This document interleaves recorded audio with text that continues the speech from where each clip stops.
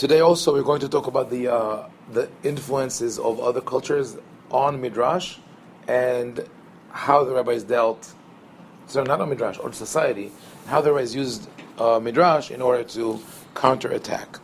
So we're looking at Sifrei Devarim, which happens to be Midrash Halacha, but it has some Agada in it as well, and it's on Parashat Vezut HaBracha, which is the last parasha of the Torah, and it's really almost the last paragraph of this Midrash.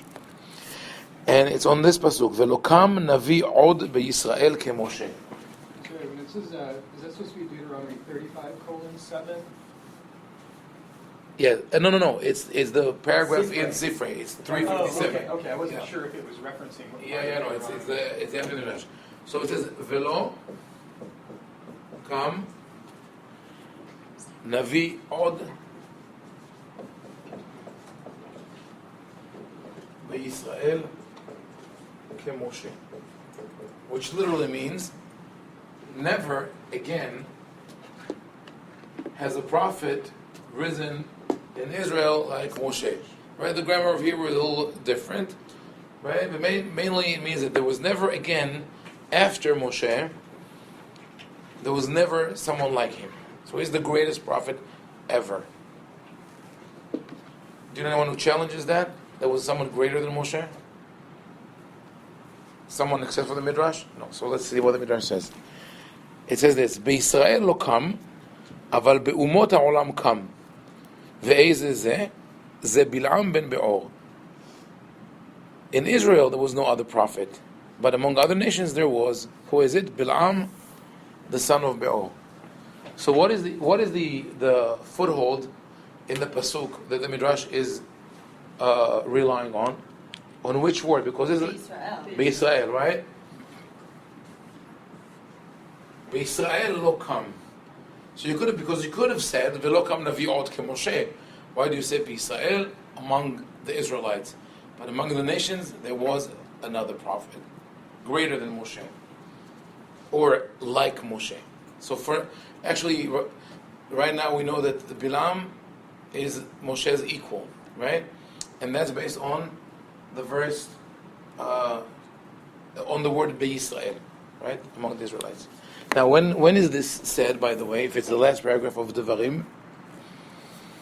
Why is it mentioned there that there was none other like Moshe? Isn't it like his eulogy? Yes, right. So how appropriate is this for eulogy? Very. To say there was none greater like him except for Bilam. Bilam was. You mean with the addition, right? Not so right. great. The biblical, right? The biblical very appropriate. The midrashic not so much, right? It's like today we bury a great man, but there were others like him. Or at least one like him. So that is a little problematic. So, but there's another problem which we'll go back to later, and it has to do with the text of the pasuk. That if you really parse the text word by word, then that conclusion is contradicted. That the pasuk cannot refer to Bilam. There's one word in the pasuk that tells us that it cannot refer. But let's read for this what the Midrash goes on to say. Ela hefresh yesh, hefresh is distinction. Yeah. Ben nevuato shel Moshe nevuato shel Bilam. There is a difference between the prophecies of both Nevi'im. What is the difference? You want to read, Josh? Sure. Moshe לא היה יודע מי מדבר. מדבר עמו, ובלעם היה יודע מי מדבר עמו. שנאמר, נאום שומע אמרי. אמרי אל. אמרי אל.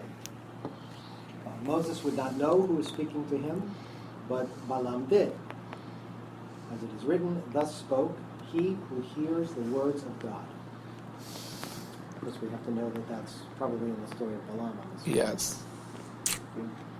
And what is the other difference? Moshe לא היה יודע מתי מדבר עמו עד שנדבר. עמו, ובלעם היה יודע מתי מדבר עמו שנאמר ויודע דעת עליון. Moses would not know when God will speak to him until it happened, but Balaam knew. As it is written, He knows the mind of the Supreme One. Okay. A So lot of credit given to Moshe. Bilam. Oh, right. A lot of gift to Bilam, right? So Moshe's eulogy starts with, he was the greatest, but there was someone like him, but actually that someone was better than him. And we ask ourselves why. Like, Well, yeah, I would think. right at the funeral, why are you doing that? And the other question is that which you raised, you assume that the words Ne'um Shomei Imre'el Ve'odea Da'at Elyon, it's actually two halves of the same pasuk. He who hears the words of God and knows the mind of Elyon, of the Supreme One. Who says that? No, Isn't it Bilam? Bilam. Yeah. He describes himself. So how can you take Bilam's praise from his mouth? That's how he markets himself. It's I'm the one who not very knows. objective. Right, exactly. Not very objective. Okay, another question. So this is also answering Shir's question from yesterday. What do you do when you approach the text? So the answer to the question is you have to barrage it with as many questions as possible. Whether you're doing Mishnah or Talmud or Torah, whatever it is, you want to ask as many questions as possible. What is the source? Where does it come from? Does it go in line with other information that I know, external information, and so on? So, when we go to the pasuk before Moshe lo haya yodea mi medaber imo, Moshe did not know who speaks with him. How does it compare with what we know from the Torah itself? Well, the first time he didn't know, but every time after he did. Right. The first one with the sineh, with the burning bush. Yeah. Right, but since then, and haya yodea is the Geronic, it's the present progressive, was knowing. So it's not only one, it's right. It's throughout his career, continually, and which, by the way, does not exist in biblical Hebrew. One of the problems of the haya yodea or haya ochel, haya shoteh, haya mehalech, like we say in English, was going, was eating. You don't have it in the biblical Hebrew. It is just plain that, and we say. So what you're saying is that tells us a little bit about when this went. Yes. Oh, definitely. It's rabbinical language for sure, and it goes against the famous text when God confronts Aaron and Miriam. He says, "How dare you speak of Moshe?" Right. Him I speak face to face. Face to face, not through a mirror, not through dreams. How can you be so blatantly against the text of the Torah? Now, there's one more thing, and that is that. Okay, let's say I accept the midrashic tool, right, of analyzing the text, that this word is superfluous. B'Yisrael. There was none among the Israelites, so there was another prophet, right? But there is another word here that if I insist on its exact meaning, if I say that this verse is to be taken with its full literal meaning and no superfluous word or letter was written, then I have to do this with each and every word, right? So, lo, kam, find, navi. Now I would like to see lo, kam, navi, od b'Yisrael. What do we say? Wouldn't it say, if it meant there was no other, wouldn't it be like acher? Yes. Because od is like again, like another time. Yeah, so this is a marker not of units or quantity, but rather of time. So in another time. So that if you would say lokam navi aher, it could be at any time, before or after. When you say lokam navi od, it will mean only after. That's the So the Torah says there was just want none. you to know that's the most perceptive thing I'm going to say today. It's downhill for me. From there. Okay, That's it. don't worry, I have no expectations. I'm exhausted now. Yeah, okay, but so the verse, if we go, like the Talmudic mindset, that really the verse is accurately describing who are the prophets, then when the Torah says there was other as great as Moshe, it was after Moshe and not before. Because this whole velo kam beYisrael ke Moshe refers to this period of the Od. So you cannot apply it to Bilam, who lived After. before Moshe. Before. So it doesn't work. Okay, so that's a grain of an idea that I found. I forget where. One of the scholars of Midrash wrote in the 30s, and he brought maybe Aleph Halef. It could be, but then I developed a little more, and the idea was that Bilam here refers to someone else, just like Korah and Moshe are facades or disguises for code names for someone else. Also with Bilam. So let's see this in Mishnah Avot. The Mishnah first speaks about Avraham, and it says there the students of the disciples of Avraham and the disciples of Bilam. The disciples of Avraham, they have Ayin Tova, they have a good eye, they are humble, they are mistapek b'mu'at, they don't need much. But then they go to speak about the disciples of Bilam. So, what's to read that? Ayin Ra'ah. עין רעה ולא גבוהה ונפש רחבה. מית ומידיו של בלעם הרשע. Evil eye, insatiable soul. High spirit, literally, but it's really arrogance. I'm sorry. Yeah. Ruach Gevurah. Sorry, I missed that. Yeah. And an insatiable soul. But that word rechava, Rechava means like it's a broad soul. I mean, as much as you put in it, there's still room for more. Yeah. We don't use it in modern Hebrew. You don't say about something nefesh rechava. You say da'at rechava or havuta da'at, broad-minded, broad horizon, but not. That's positive. That's positive. Yes. This is negative. So what happens to the disciples of Bilam the wicked? תלמידיו של בלעם הרשע, יורשים, גיהנם, או גיהנום, ויורדים לבעל השחת. The wicked inherit damnation and go down to the pit. Nice. Well, that's the order, right? Tarpitz or Labrea, yeah. Yeah. So the Bilam Rasha, his disciples go down to the pit, right? So why would the rabbis of the Mishnah be concerned with the disciples of Bilam? We understand why they speak in the positive about the disciples of Avraham, but in the negative, why the example or the negative role model? Why is it Bilam? They must think that they're dealing with someone who's like Balaam. Oh, like Christians? Why would they be Christians? Because they like hear the word of God, but it's like perverted. So we have a competing prophet.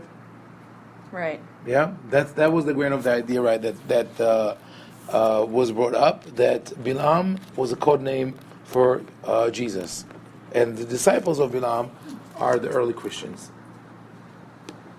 Aha. So now, show this verse.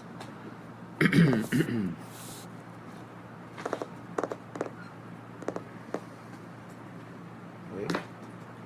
Okay, so. Okay. Does this correspond historically in terms of when the Midrash was? Oh, we don't know. We don't know exactly when the Midrash was written. But they would have it had to have been post 2nd or 3rd century. Already Jesus. first century people there. Century. Yes, the early. Don't forget that the early. Jesus and the early disciples were the heart of rabbinic Judaism. They knew each other very well. There's a lot written about the censorship that the Talmud underwent in order to remove everything that could be offensive to Christianity. There's a lot. Even our prayers are infused with it. So some, we try to take it out. Birkat Haminim. Yeah, Birkat Haminim, the one negative bracha in the Amidah. All the brachot in the Amidah are very positive. Give us this, give us that. We praise you. But then we get alaminim. The wicked will be destroyed. The evil. Who are those wicked people? They are the Christians. Why do you have to create a blessing like that for the Christians? Because they were part of your minyan. There was no difference originally between Christians and Jews. They looked exactly the same. Same garb, same practices. They were Orthodox Jews who happened to also believe that Jesus is the Messiah. So now they come into the synagogue and you might suspect them. Are you Christian? No. He wants to be with you. He's not going to tell you. So okay, you tell the cantor, go up there and read the tefillah, and then he says, the wicked will be cursed, the heretics will be burned. So that person must feel uncomfortable, so he'll walk out of the synagogue. That's how they created the breakaway minyan. They really actually pushed them out of the synagogue. Some of the those early Christians decided that they are going to outsmart the rabbis, so they offered to volunteer to be the cantors in order to omit the blessing. So the rabbis had a solution for that also. They said if a cantor, because not everybody had a written siddur at the time, so it says if a cantor forgot to say any of the brachot, it's okay. We'll let him go back to and pick up from where he made a mistake. But if he made a mistake in this one, he's out. So there was an interesting, like through halakha, you could see the constant struggle between Christianity until eventually St. Paul made this rift and allowed the church to recruit people through conversion. So now it seems like they're leveling those accusations and against the disciples of Jesus or the early Christians, which actually what we know from history, it's exactly the opposite. And what are they describing here? Evil eye, arrogance, insatiable soul. Those are people who want to live in luxury, whereas we know that Jesus was part or connected to sectarian Judaism. That John the Baptist or Yohanan HaMatbil was part of the sect called the Evyonim, the meek or the poor, who would give up all of their earthly possessions. A lot of what Jesus preached actually was based on what we call Musar HaNevi'im, the moral of the prophets, who preached against possession, against wealth. So thereby maybe they say it as a criticism of their being hypocrites. They're hypocrites. They say that, but they really want, just like they said about the priests. But in any case, they say Talmidav shebilam yorshim Gehinom. They will go to Gehinom because they're not following the right path. They're following this false prophecy, the prophecy of Bilam. So now, if you have a Tanakh, look it up. If not, I'll write the verse on the board. I have a question. Yes. I'm sorry for my No problem. voice. I'm still trying to get back to. Still sounds good. The Avot. Yeah. Is that a response to? Was that written after this Sifrei on Deuteronomy, the previous statement? Could be. Is that a response because they're saying, "Oh, how great Balaam is," and then their response Avot is. You brought up a good point. So on one hand, you That's tell what me I'm that Bilam is a great prophet, and then you have this. and the other hand, but you this is say two different sources. right. This one's Wouldn't a vote Sifrei. have been written prior to? Avot is it's edited with the Mishnah. So some parts of the for Avot Perek is the later part of Avot. Only the first chapter, when you find what is called the Zugot, the pairs, goes to about 2nd century before the Common Era. But they were like short maxims that those rabbis used to say. But the bulk of it is from the 1st century on, from the house of Hillel. What pasuk did you want us to look up? Okay, it's 31:8 in Bamidbar. Okay. If you look at the book of Bamidbar, 31:8. 31:8, we see there. Read it. Yeah. Along with their other victims, they slew the kings of Midian, Avi, Rakem, Zor, Hur, and Reba, the 5 kings of Midian. They also put Balaam, son of Beor, to the sword. Okay. Sounds cool. So they went to war. They punished Midian. They killed them. Nothing significant. Let me put the Hebrew here. The Hebrew says this: Ve'et Bilan. malchei Midian. Oh, you're starting from the Beginning. Harigu al halalehem. Halalehem. Halal is a casualty. Casualties of war. So the dead. So they killed the kings of Midian. Al halalehem.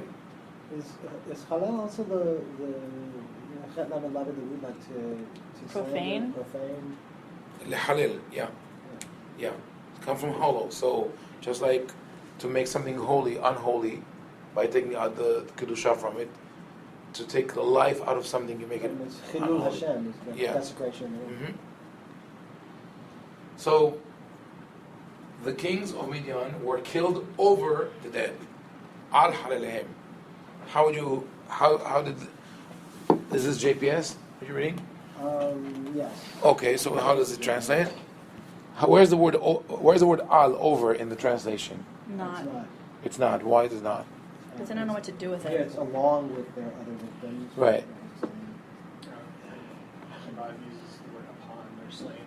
Yeah, it's just like we say in English, to sit down or to get up. In Hebrew, you say lakum lashevet. You don't say lakum lema'ala lashevet lemata, right? It's Redundant? not redundant, but it's a form. It's a form of speech. You could say that it means, in addition, not only they killed the soldiers, but they were able to also get the kings, right? So this verse serves as a base for the next drush from Tanhuma.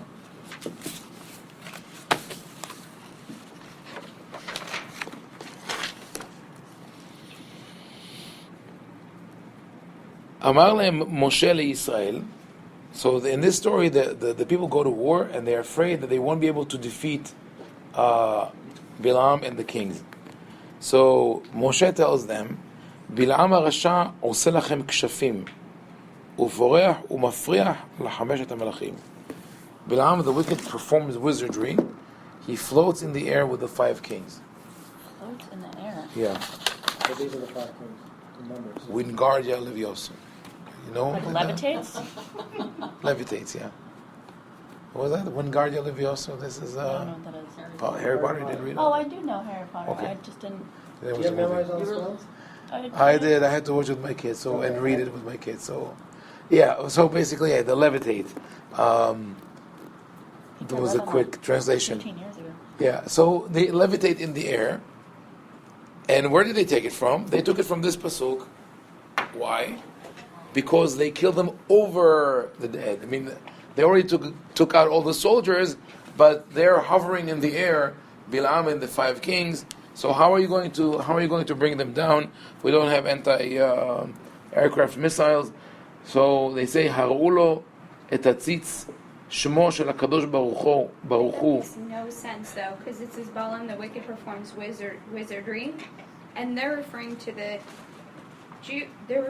Jews, right? To the 5 kings. No. No, because it says, and they killed the Midianite kings upon their slain. Right, upon their slain, the slain of the Midianites.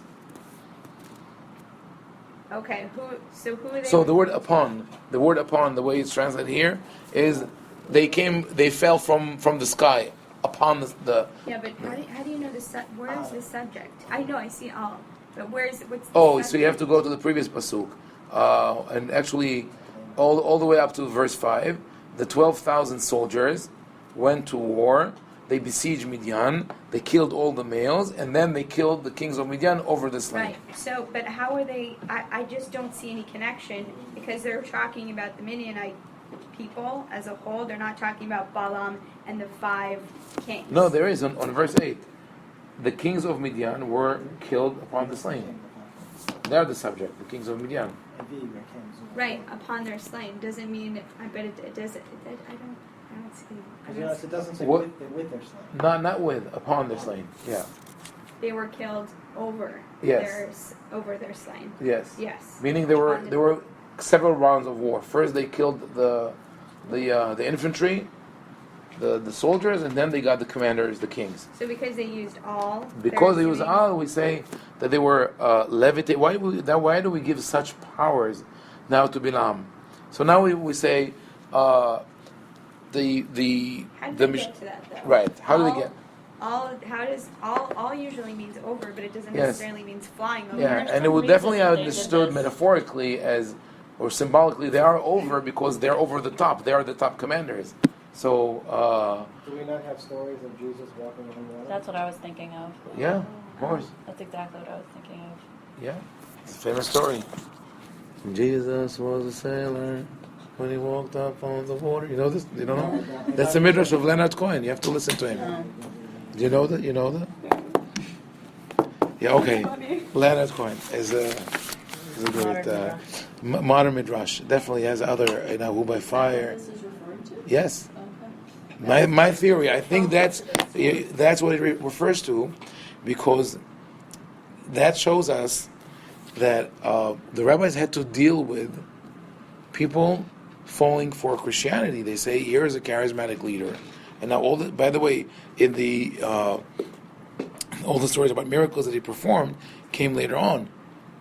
It was not part of his own. This is mine, right? Yes, Okay. this is mine. He didn't so- say he walked on water. No, he didn't say that. So when they say he walked upon the water, okay. So how did he do that? The rabbis can't say he didn't do it, because they have live witnesses who said that, meaning people come. I heard this and that. They said that he did that. It's sort of like a live tradition. So the rabbis cannot confront it by saying he didn't do it. It's easier to say it's wizardry, it's witchcraft. It's not. Ordained by God. It's not ordained by God. So how do you fight it? Show him the high priest's headpiece, engraved with God's name, and they will fall. So, It's just a different kind of wizardry, though. yes, like mystical powers. You have the positive mystical power, they have the negative mystical powers. That's only because they're not on our team. Yeah, so as you were saying, is it right or wrong? That's what you mean? I don't know that I would try to pit one against the other. I would say that the high priest headpiece engraved with God's name essentially is beyond any magic or wisdom. Okay. It's in a whole other Yeah, realm, that's a- and it basically nullifies. Yeah. It'll nullify that. That's the kind of That's a possibility, because it's true that when you look at the way the rabbis dealt with astrology, that they were trying, at least some of them were trying to convey the message that you could figure out whatever you want through astrology, but God could override everything. Meaning, there's no independent power except for that of God. God is the only independent power. Where did they take the idea from of showing him the headpiece? That the Kohen used to wear on his forehead, according to the Indiana women's Jones and supposed the to- Last Crusade. No, they took it from the text. He sent them to the army, Raiders of the Lost Ark. where today we're That's not That's where what the I Last meant. Crusade came from? That came from the text, right? No, I meant the Raiders of the Lost Ark. Crusaders of Law. Raiders of the Lost Ark. The Raiders of The the first Lost Ark. Not one. the third. No, I Okay. got confused. No, it's okay. It's your Excited, Midrash. my Indiana Jones. Oh my. I mean, I think It says Pinehas ben Elazar Cohen. Yes, it's made up, but they want to connect it to the text. So say Pinehas went to the. Why do you take the Cohen to the to war? Because his holy objects are going to bring down that wizard. So that's just a theory. And I ask you, if they're talking to Jews of their times who are enamored or enchanted by Christianity, and they say this is all Mumbo jumbo. okay, and they say in the past we fought it with the headpiece of the Kohen Gadol. What are you going to fight it with today? Oh, you in trouble? Why? Not you. Oh, right. They're in trouble. So you need something. If they're taking the story of Bilam and project it to their own reality, so they have to provide, just like they had the weapon of the the headpiece. So maybe they had also a special headpiece that could fight or fend off Christianity. Maybe they're referring to the tefillin. Possibility. I'm not saying necessarily that's what it is. The interesting thing is, and we'll see there are two more entries that around this issue. So then the people that are writing the Tanhuma necessarily might not be Jewish or are believers in Jesus. Is that what you're saying? No, it's the opposite. No? The opposite. They say everything you read in the New Testament, or you hear from Christians about the miracles that Jesus performed, they don't come from a good source. They come from an evil source. Because if Jesus is Bilam, then he is a warlord or a wizard, using black magic, in other words. And don't be afraid of him. Just like our forefathers won the war with Bilam by using the tzitz, the headpiece, you could use it, but you could win it by learning Torah or by wearing the tefillin. Yes. Because I could be way oversimplifying it, but are they also building him up? Because I'm thinking of Deuteronomy, or is it thou shalt not, whatever. Practice wizardry? And I thought you're not supposed to even suffer a witch or something. Right. Anyone who does this kind of things is not accepted. So just like we said about Korah, here it's even more powerful, because with Korah, they used Korah to attack the priests over the time. There's a but the priests are a fragment or a faction within Judaism. Here they're dealing with someone who's outside Judaism and is very powerful. It's the movement is Outside Judaism, or for them splitting? It's split. Yeah. Already split. Yeah. I Because mean, you said in the beginning they looked. oh, they live and practice the same, but for the rabbis this is heresy, so they consider this group already outside Judaism. But And those new Christians didn't necessarily consider themselves to be outside. no, they did not. Right. They believed. Jews. They believed different things. First of all, there were sects that for many until maybe the 7th century, they were called the 14thers, Quattrodecimanios in Latin. Those who celebrate Pesach on the 14th. They kept the Jewish calendar, the Hebrew calendar of doing the Easter, which is the equivalent of Pesach, on the 14th. You also had, in the broader sense, what is called the Augustine Compromise, which Saint Augustine tried to explain all the prophecies in the Old Testament that in the Tanakh that refer to Am Yisrael. So how can we appropriate that? Because the Tanakh was part and parcel of the Holy Scriptures, so it speaks about Israel constantly. So what Augustine said was that since we abandoned God or rejected God or the prophecy of Jesus, we rejected Him, we lost our status as Israel.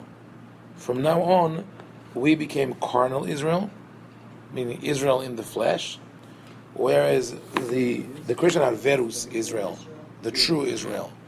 So they still wanted to be Israel. They still want. So instead of being the outsiders, they say, no, you are the outsiders. So this is a question of belonging, of identity, and the rabbis are fighting very hard against it.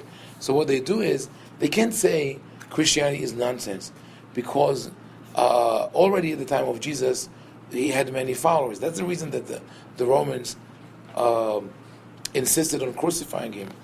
He wasn't the only one who was crucified, but he definitely gave them good reasons, because he was a popular leader. He had a lot of followers. He created a ruckus in the temple. They would execute thousands of people, a couple of thousands a year.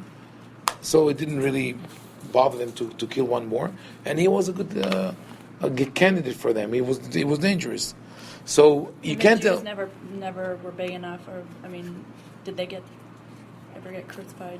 Who? Too? Just Jews. Of course. Most of them were Jews. Anyone who had messianic aspirations, anyone who rebelled against the Romans were very, very cruel, very. They were ruthless, and for a reason.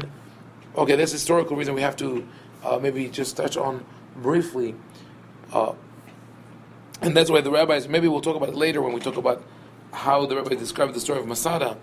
the Roman Empire controlled Israel, and even after the destruction, people kept on fighting. Like Rabbi Akiva in 132. Before that, there was what is called the revolt of the diaspora in 112, and people kept on fighting because they thought, just as we brought down the Greek Empire, we're going to bring down the Roman Empire, right? We're going to repeat our experience of the past. What they didn't understand was the Greek Empire is was a fragmented empire. It was a local.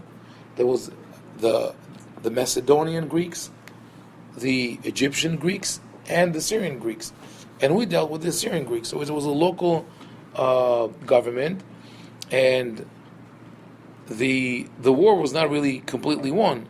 We didn't get independence. It was like sort of religious autonomy, and it lasted for about 100 years, because at a certain point the Greeks realized it's not worth it for them to spend so much money and energy on this little stubborn and annoying colony.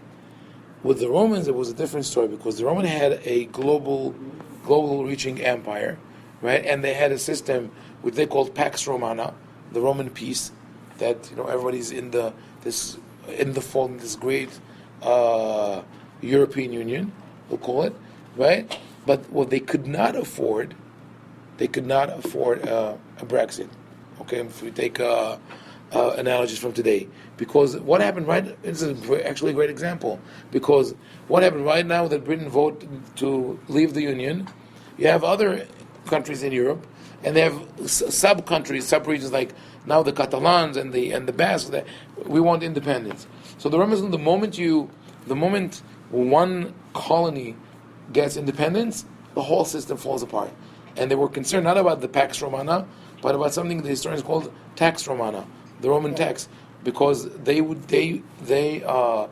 collected taxes from all their colonies, all the provinces, to support their lifestyle, lavish lifestyle in Rome. So there were no discounts. They would kill anyone who just dared to raise his head would be killed. So, and Jesus didn't care about that. He went around and he preached. It was a very popular preacher. He creates this movement, and we've seen that in our generation. You have whether people are in favor or against. You have people. You have Gandhi and Martin Luther King and Malcolm X, and you have the leader of ISIS who are in a very negative way doing that. They get the population to follow them. For you to come and say he's talking nonsense, it's not going to work. Make another analogy from current events. Yesterday, after what happened in France, they were talking about the radicalization of Muslims in France, and said one of the worst places where this happens is in prisons, because 50% of the prisons in France are Muslims. They have 800 clergymen for Christians, and I assume Jews also, and 200 for Muslims. And now they're talking about this. The only way to de-radicalize the Muslim inmates is to bring moderate clergymen. You can't say, like France was trying to do, Islam is wrong, we're going to make you forget Islam or something like that. But rather you have to reintroduce Islam in a way that you could be a Muslim and you could still be moderate and non-violent. That's what they have to do. So in a somewhat the same vein, the rabbis cannot say Christianity is completely invalid, or it's a lie. It's not. It doesn't happen. They have to say. They have to. In this case, they had to offer an alternative, which was Judaism, which they're like the original, and they have to show Jesus as a deviator from Judaism. But the fact of his charismatic personality and all his followers cannot be denied. So what do? You build him up. You say, yeah, he's this great leader. You know who he is? Now we go back to the eulogy of Moshe. He is greater than Moshe. He is greater than you want to look at him as a prophet? Yeah, maybe he's greater than Moshe. But look what happened. Moshe and his disciples are those good people, and the disciples of Jesus go to Gehinnom. That's how they describe it. Yeah, but they took that and ran with it. I mean, people who don't believe in Jesus are going to hell. Where? Now or then? Now, meaning Christianity. I mean, that's like, as far as I understand, like, if you don't believe in Jesus, then you're going to hell. So we're all going to hell. Yes. According to Christians. So we came up with the idea, but they took it and ran. Yeah. That's why for thousands of years, almost 2,000 years, people were killed for not believing in Jesus because the killer wanted to save the soul of the killee, what do you call it? Or of the victim. Yeah.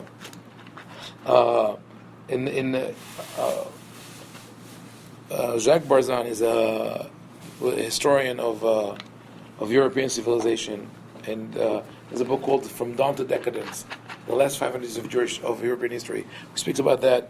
It's a phrase that he says that what people would say to each other is like, "You are my brother, and I love you, and because I love you so much, I'll have to kill you."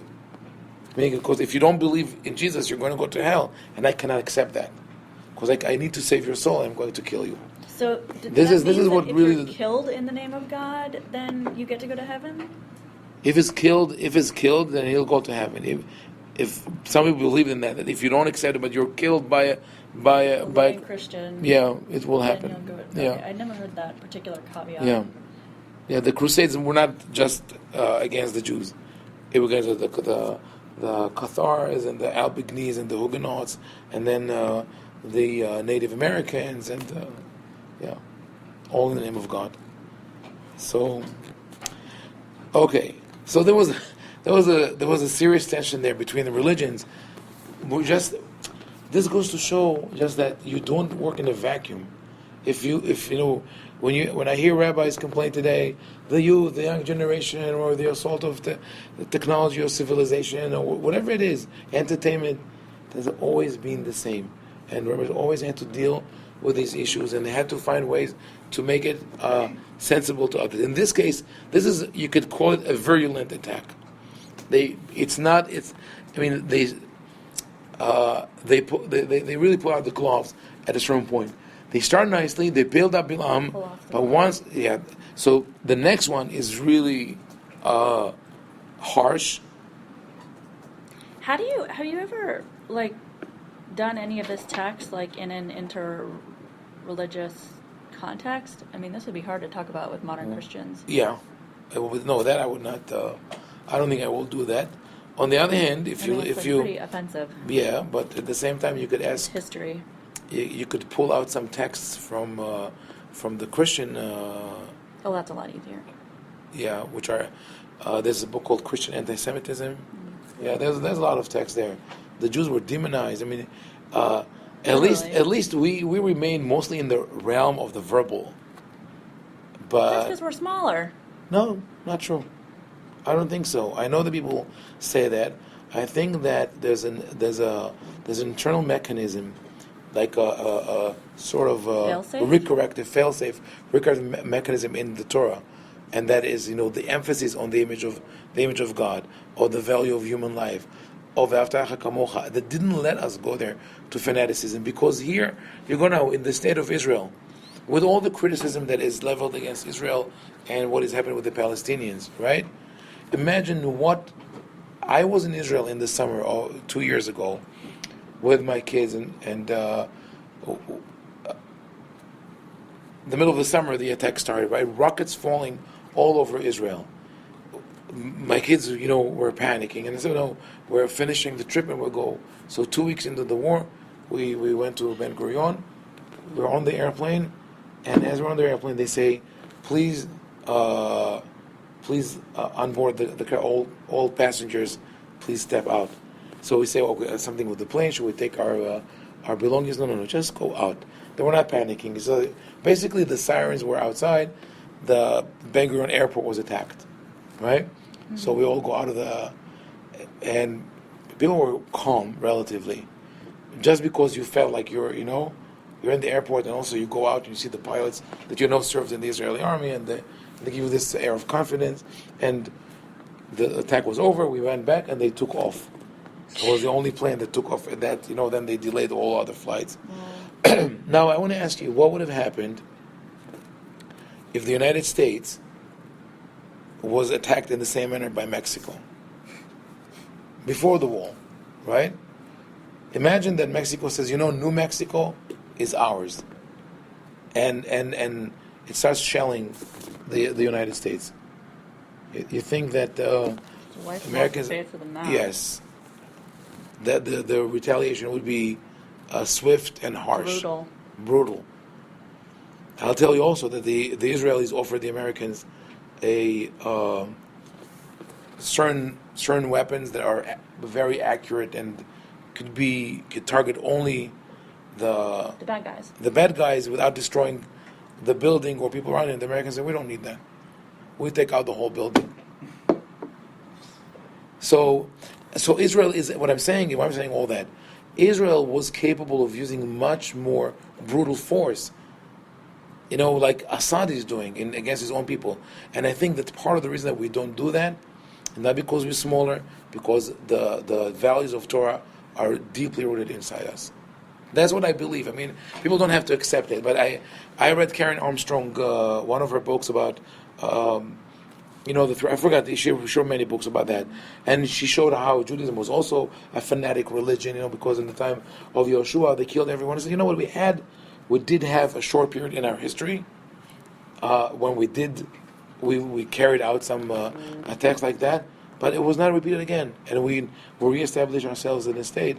It didn't happen. So I think that it's pretty safe to say that Jews did remain mostly in the more non-physical violence, whereas Christianity took it to an extreme. So that was, and that actually is, I would say this is even mild, because Jesus is not named. They're using code words. If you look at literature that was written in France and Germany in the Middle Ages, the way they spoke about it, of course, they lived through the Crusades and they saw the horrors. The way they speak about Christianity is very, very powerful. So the next phrase, I'm not even going to read it, just say that based on an obscure connection in the text, that they say that Balaam committed bestiality with his donkey. So actually, maybe I'll show you the word, because it's really it shows how far-fetched it is. When the donkey complains to Balaam, why are you beating me? She says, "Hahasken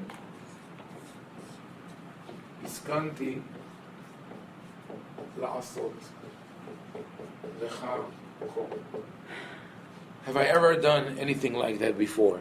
So the verb sachan, samech kaf nun, is to be accustomed to do something regularly. I'll show you where it is, where it's in the Torah.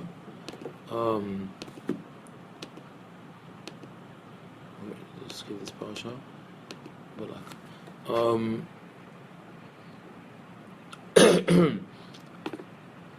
It's on. It's in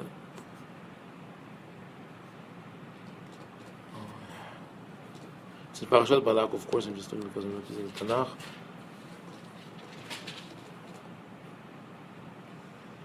It's chapter 22 of Bamidbar, verse 30.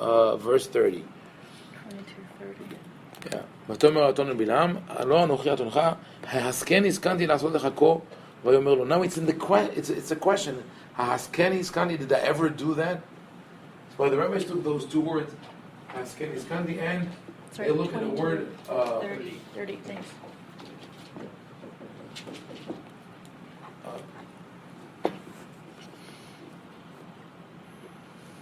They look at this word sochenet, which is mentioned in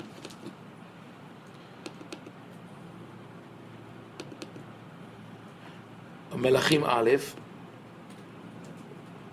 1 Kings chapter 1, verse 2, where they call where David is very old, and 21 verse 2. yes, 1:1:2. I mean, 1 Kings 1:2. And they say, okay, what you need is a young girl that will be your sochenet. So they said that you see the same verb sachan. That means that there was sexual relationship between Bil'am and the donkey, which is far-fetched because the donkey, he says it as a question, and this is the second meaning of the word sachan, to be accustomed to do something, anything, not that. So why are the rabbis doing that? Because this is the way to bring down Bil'am. We built him up. He's that powerful prophet, but he took it to the wrong way, to the wrong direction. We're not denying his prophecy. We can't say that he's not a prophet. He is a prophet. He was a great man, but look what happened with him. And finally, I found this statement, which is actually Talmudic. It's brought in Yalkut Shimoni, but originally in the Talmud. And this is an example of. Remember we spoke about the wordplay and how the Midrash will rearrange words and letters or nekudot in order to deliver a message. So one statement from Bilam's prophecy is Oy mi yihye misumo el. Whoa, who can survive God's wrath? Oh, and actually it's not wrath, it's sumo, is like the word lasim, to put. So who can live, or who can live through what God puts him through? It's written poetically, so it's very concise. Mi yihye misumo el. Who could live through what God puts him through?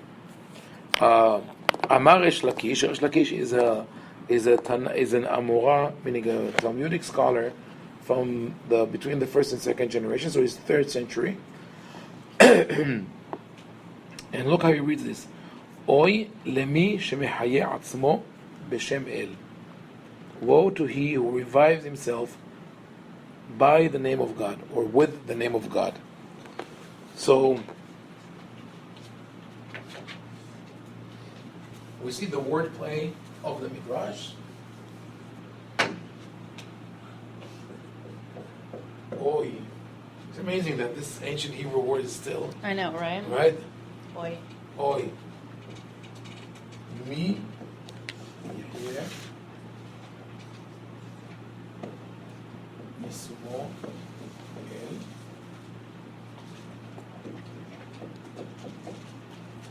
And he reads me. Oy. Le. Mi. Shemehaye. That's in the reflexive. Haye himself. Does it to himself. Beshem. So he turns the sin into shin. There's a lot of liberty, right? Using,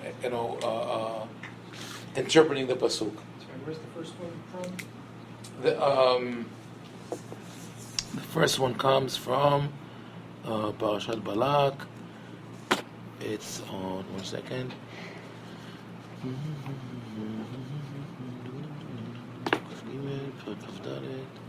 It's in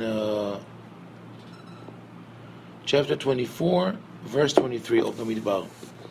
Oy mi yihye misumo el. 24 verse 3. No, 24, 23. Oh, 24, 23. 24, 23.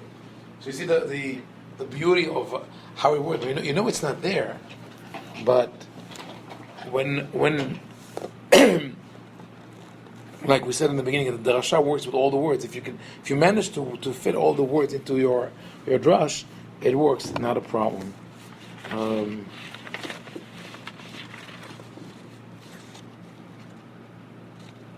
So they're basically no hold barred. They're holding nothing back from attacking Yeah. Jesus. Yes, because Christianity is a serious problem. And they were right. Eventually, they won. Yes. So in that, to sum up, in that journey, we spoke about Korah, we spoke about Bilam. In a way, it ties also to the stories of Esther and Abraham. Just the question, what is the agenda? But all of these stories, the circumcision of Abraham, the marriage of Esther and Mordechai, Korah being this super politician, and Bilam, the very powerful prophet, they're all examples of how the author of the Midrash takes this the grain of biblical narrative and twists it or uses it in order to deliver a message to his generation. Each message is different. With Abraham, it was pedagogical, to validate the concern of the people, and to say Abraham also had these concerns, yet he did the Brit Milah. With Esther, it was in order to save the poor women who were captured but never were not Allowed back accepted by the family. With Korah, it was a form of a political attack against the priest, and with Bilam, it's a religious attack against against Christianity. So, any questions about that so far? Good. Okay. Thank you. It's very rewarding, like when you go through the Midrash and you compare it with history. But then I repeat that I think one of the most important tools of studying anything is historical research. So always try to figure out when and where the author lived, or if you don't know exactly, try to see what resonates with that. What does it sound like? And you'll find interesting things. It's the same with halakha. Just a quick example. You know that some people like to stay late on Shavuot, and some on Hoshana Rabbah as well. This minhag did not become widespread until mid-14th, 15th century, and it correlates exactly to the discovery of coffee. Yeah, because before coffee you couldn't stay all night. Yeah. So it's little things like that. There's that book, The Coffee So Trader. I have. In a way, I would say also on that the grain of the idea of Bilam as this prophet going awry is there. Whether he is this great prophet or just minor practitioner of prophecy, it doesn't matter, because what you see is here's someone who talks to God and then goes and tries to curse a whole nation. That is religious fanaticism, religious violence. How can you do that if you act in the name of God, and God tells you not to do that? So that's why the rabbis were able to borrow the idea and say, here we have a religion gone awry. Maybe it was written. Maybe the idea was really expanded after Jews started suffering religious persecutions from the Christians in the 4th century. Because between the 3rd and 4th century, Christianity had went through an upheaval of the time of Julian the apostate, or the heretic. So Julian would try to abolish Christianity, but his son became the Constantine, who declared was it his son that declared Christianity to be the religion of the Roman Empire. And once it became the ruling religion, we suffered a lot. Okay, so. Any comments on that? More? Oh, okay. So let's skip. We'll go back to 6 and 7 later, because I still want to do Midrashic text directly. I think if we'll get to Rashi later, it could be a second discussion. So we're dealing now. We're just starting to, and please let's maintain our cool. No, don't get upset when we read the Midrashim, because some of them could be upsetting. And this is on page 27. I'm looking at women in Agadah. Misogyny, Greek influence, and the hidden voice. So, you know what? Let's start with something nice and short, because it's a Friday and like less than half an hour. And here's a Midrash that, in my opinion, in page 29, is a description of the feminine voice. Now, it's part of something greater that if we have time, maybe we'll be able to do.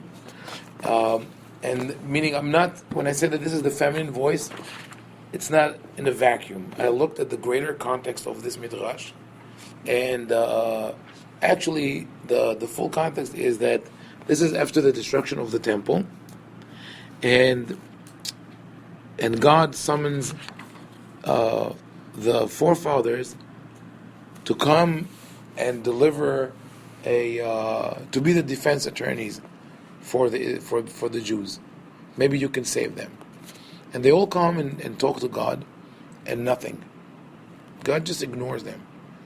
And then Rachel speaks out of turn, and she convinces God that he should save or be with the Jews, right? Be still remain on their side. So what you're telling us is that what precedes this text? Succeeds the text. That's after. What I'm telling you comes after this text. So, but in the full context, it seems like, and that's Spoiler alert. yeah, that when you read it, and maybe I could tell you to read this and see why is it feminine. I have a theory that the voice of Rachel, as written in the Midrash, could not have been written by a man, or maybe it were written by a man who really understood women, because it's not. I don't think a man like that exists. Okay, so there you go. So it is a woman. So anyway, let's see this. So I'm saying it's part of, and my theory is that we cannot assume that women did not contribute anything to midrashic, rabbinic literature. It's impossible. We know in the Mishnah that there are quotes of Beruah and other women. We know that it exists in the literature of Halakha, where the Shach and the Taz and other rabbis say, "My mother said that, my wife said that," and they write it down. We know definitely that in the Tanakh we have some things that were written by women, and others that you could assume by their nature were written by women. So what you'll have here is the hidden voice. It's the author is not allowed to expose herself and to say, "I'm a woman," or maybe she tells her husband, I had this nice thought this morning. Oh, this is great. I'm going to put it in the Midrash. So let's read this Midrash. Okay. באותה שעה היה הקדוש ברוך הוא בוכה ואומר, אוי לי מה עשיתי. באותה שעה בא מטטרון ונפל על פניו, ואמר לפניו, ריבונו של עולם, אני אבכה ואתה לא תבכה. At that time, God was crying and saying, woe to me, what have I done? What time is this? At that time? After the destruction, yeah. At that time, Metatron came and prostrated himself and told him, Master of the universe, I will cry and you shall not cry. Amar lo, im ein ata meniach li לבכות עכשיו, אכנס למקום שאין לך רשות להיכנס ואבכה. He told him, if you don't let me cry now, I will enter a place where you are not permitted, and I will cry. שנאמר, ואם לא תשמעוה במסתרים תבכה נפשי. As it is written in Jeremiah, even though you cannot hear it, my soul cries in concealment. Okay. Any thoughts about this paragraph? What is happening here? What is described here? Well, I guess And we assume that it's not the scene that really takes place in heaven. It's I mean, this is certainly a response to people who say, did God care or where was God? Mm-hmm. So that's a theological statement that God does care. God Cries with us. Cries with us. He has to. It's like the parent who says, "I'm sorry, but I have to punish you. It hurts me more than it hurts you." Most children, I think, don't believe, but Well, it's an absurd thing to say to a child.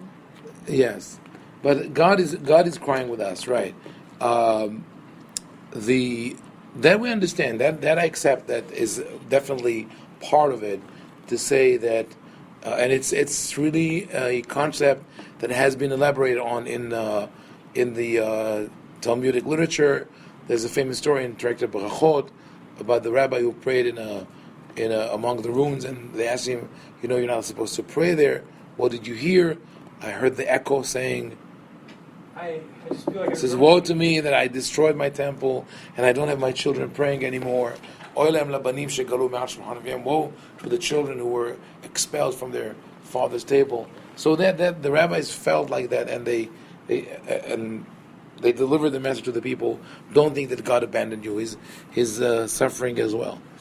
And until today, actually, in some Sidurim, because of the influence of Kabbalah, we have this concept of the Shekhinah in exile.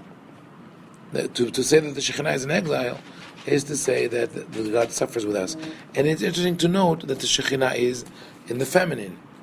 So when you say L'Shem Yehud Kutsha B'Richu U'Shchinteh, this mystical incantation or prayer, the introduction to the prayer, we say we want to create the holy union between God, the masculine aspect, and the Shekhinah, the feminine aspect. So maybe in the sense of God, who's the more disciplinarian, and in this case, the one who destroyed the temple, and the Shekhinah that says this should not happen. But there's another element here. Metatron, who's the head angel, or he's also called Sarapnim, the one who sees to all affairs of the chief of staff of the government. Nafal al panav, he prostrates himself and he says, I will cry, I don't want you to cry. What is the significance of that? Have you ever heard a sentence like that? Someone telling someone else, don't cry, Yeah, I will cry people for say that you. all the time. Yeah? If I could, people usually phrase it, if I could take this pain for you, I would take Yes. this for you. Yeah, it's very right. People do that. And from my experience, what I've seen, where does it happen more frequently? In what kind of relationship? Marriage? Marriage. And usually the man is the one who will tell the woman, the husband will tell the wife, you don't have to cry. You don't have to cry for that. In a way he says, we can bear the pain, or I'll bear the pain for you, but you don't have to cry. I don't know, you never saw that? Did you know that men get very, very nervous when women cry? Yeah, this guy ran they away love from them? me when I cried. Yeah? The first time I dropped my daughter off and stayed for a full day of work, I came back, I picked her up, I bawled for 5 minutes, and the daycare provider hugged me for 5 minutes. I'm not a big crier. I bawled for like 5 minutes, and Okay. this guy who I'm friends with now, his wife, Rachel, and he was like this. You see? And I talked to him about it like every time I saw it. I was like, oh, so you ran from me because I was crying, right? And I wouldn't let him, I Is wouldn't his let name it go. Metatron? His name is Matt. It's very Matt. close. So tell him to change his last name to Tetron. Tetron. Atron or something. Yeah. Anyway, I've seen that. I read this Midrash and I was like, I guess I saw it at a certain stage in life, but I felt that that whoever wrote that, and I think it's a woman. She speaks about this experience where one person cannot accept someone else's expression of pain, not the feeling of pain. So Sarah, and interesting because you said chief of staff, the other name that has is Sar Hapnim, the minister of interior, right? Or he's the one who has to keep it in, be strong. And he says, don't cry. What is God's answer? He says, if you don't let me cry, I will cry where you cannot see me. And there's also something that women do. I'm not saying being stereotypical. I'm saying from experience. Maybe it's only me and my wife, but women need that. Women need the time. Men don't understand. We don't cry this as often as women cry. Even though it's like beaten out of you. No. Some of it is also true. No, it's just part of it is that you have to Little man up. girls are allowed You have to to show cry. it. Yeah, but. People don't usually yell at little girls for crying, but they yell at little boys for crying. Yes, that is in the book that I mentioned yesterday, Raising Cain. the emotional education of, or emotional Boys. upbringing of boys, extremely important, because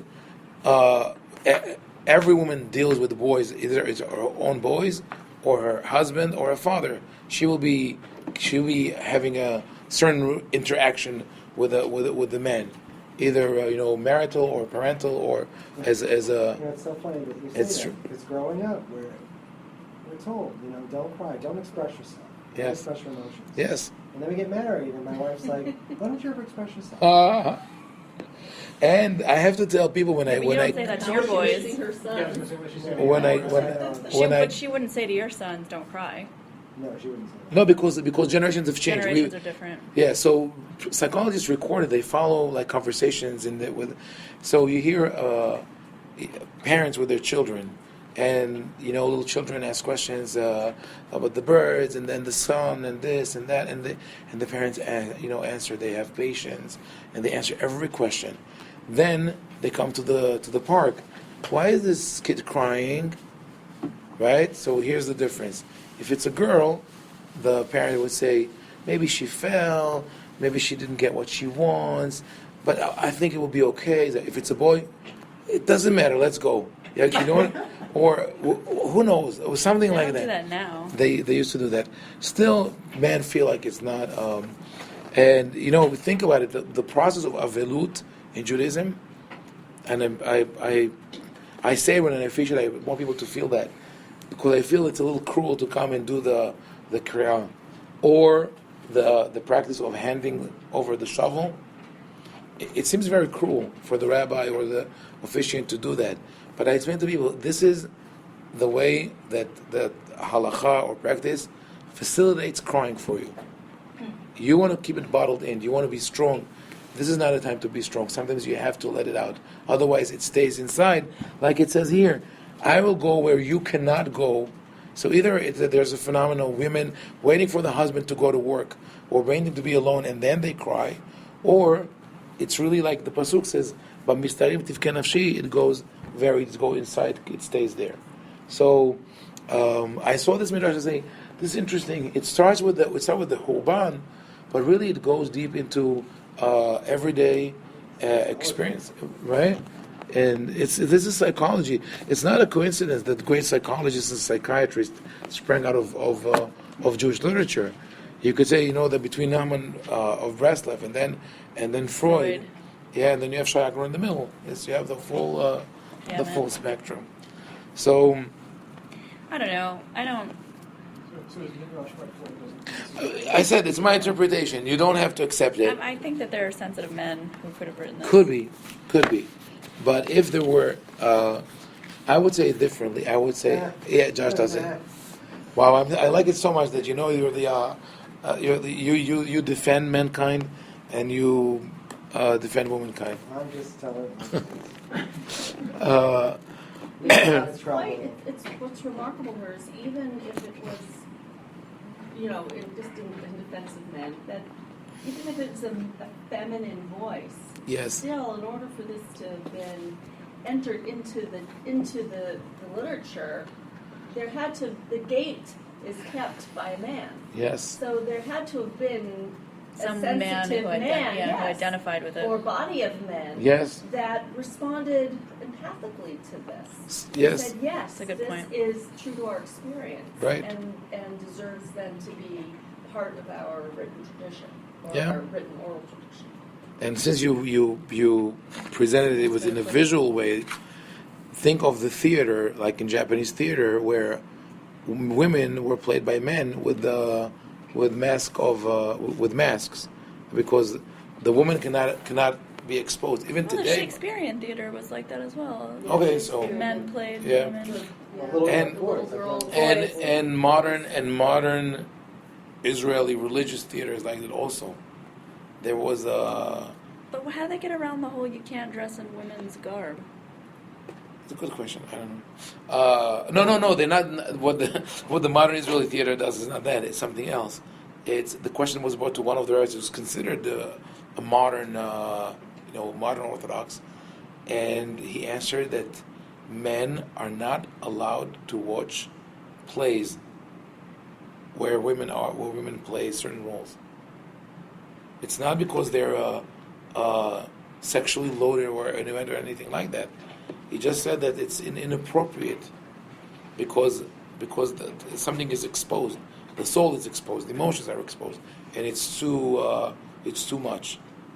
It's like almost immodest. And I read it, I thought it was horrible. It's horrible. It's telling a woman you should not be heard. That aspect of your voice, which is more sensitive and more caring, Emotive. should not be heard. That just so you know, I'm recommending a book that is on that topic, but Rabbi, go right down. no, yeah, go. I have my list on Amazon. I He's think got it up. He's got it up. you got it up. This is more for you also. Maybe I mentioned it. It's called The Essential Difference between the feminine brain and and it's completely different than John Gray's Men from Mars and all that. The author Simon Baron Cohen is the cousin of Sasha Baron Cohen. Yeah, Seriously? yeah, brilliant man. It's hilarious. Sasha is a smart man. Of course He's he is. a very smart man. No one. Of course he Yeah, is. You can't do satire his social like that unless you're commentary brilliant. is a little over It's just the disturbing. yeah, but brilliant. So he's We went to, he's an expert in autism and autism. Not Baron Simon. Sasha, yeah. Simon Baron Cohen is a leading on autism, and he speaks about the differences in the way we process information and respond to things. I think it's a very illuminating book, and it's also, by the way, read emotions. Cheaper than the used one. Okay, so with that we'll conclude today, and wish you Shabbat Shalom. And yes, It just in light of the progression of what we've been talking about today, the Yes. voice of women then seems to fit into this kind of general rabbinic, yeah, opposition to that which might be considered threatening. If we're going to look at Christianity, Yeah. we're going to look at Hellenism, Yeah. that we're going to look at the feeling of being overwhelmed by halachot. And yeah.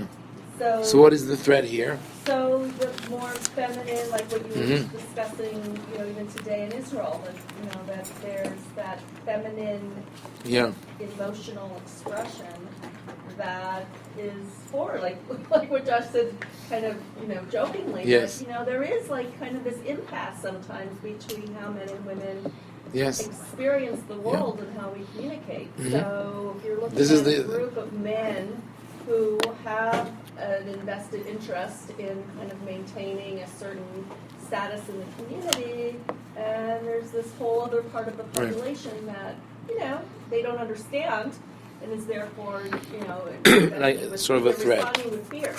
So rather than like what we do today is, recognize differences and, we try to build bridges, they may come and say, oh, well, we're just going to put the mask on. Or we're Yes. gonna, So it fits. it fits, but that's why either a woman or someone said rise it, or it reflects that kind of hidden fear that we shouldn't let them give them the stage too much. And now when we're still living through it, of how much is the establishment willing to release the rope and give stage for women. But we're making progress. It's good.